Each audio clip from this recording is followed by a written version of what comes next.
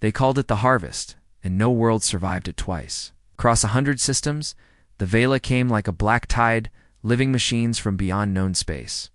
Devouring cities, draining oceans, stripping entire planets to metal and dust. They didn't speak, they didn't bargain, they simply arrived, unfolded, and began to feed. The Council of Species called them an extinction event.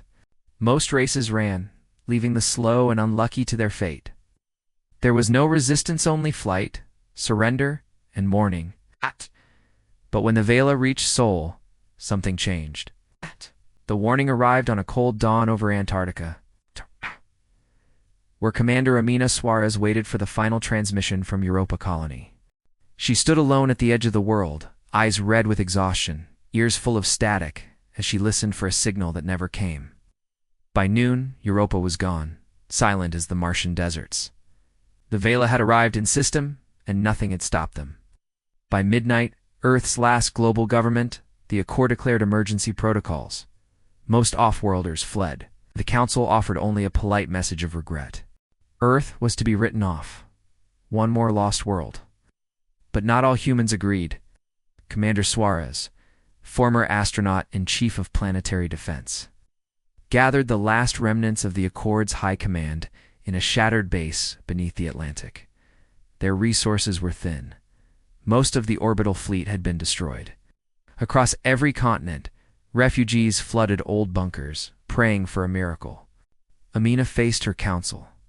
Scientists, soldiers, a few hackers, doctors, and 2 aging diplomats. She told them the truth.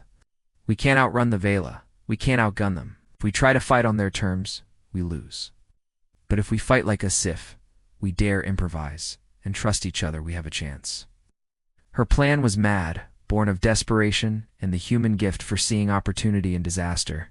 First, she sent teams to every surviving city, to rescue, to organize, to build. She called in every favor Earth had ever earned: council exiles, alien refugees, even the black market traders who once preyed on humanity. For the first time in a century, the planet united.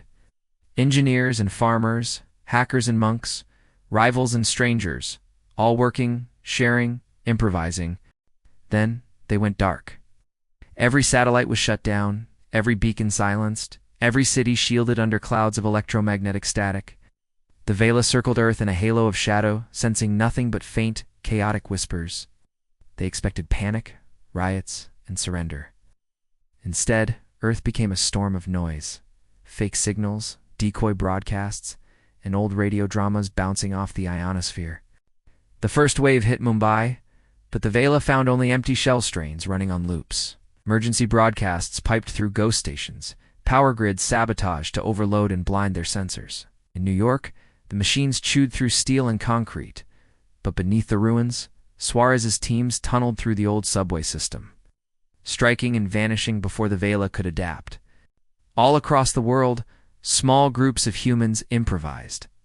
In Kenya, a school teacher and her students jammed a Veyla node with hacked cell phones, blasting the machines with centuries of music until they collapsed from confusion. In Siberia, miners led the enemy into a trap of collapsing tunnels, triggering ancient explosives to bury the harvesters for days. On the high seas, fishing boats ran silent, ferrying survivors under cover of solar flares and magnetic storms. Every loss was met with new tricks, new courage, new hope. Earth's networks, once so vulnerable, became a living organism, shifting, adapting, never standing still. For every city lost, 1,000 more found ways to fight back, to shelter, to survive. In the Atlantic bunker, Amina monitored the data. The Veyla were learning, evolving, becoming more aggressive. They sent larger harvesters, more drones, new weapons. But with every adaptation, the humans adapted faster, stealing machine parts, hacking interfaces, planting viruses that spread like wildfire.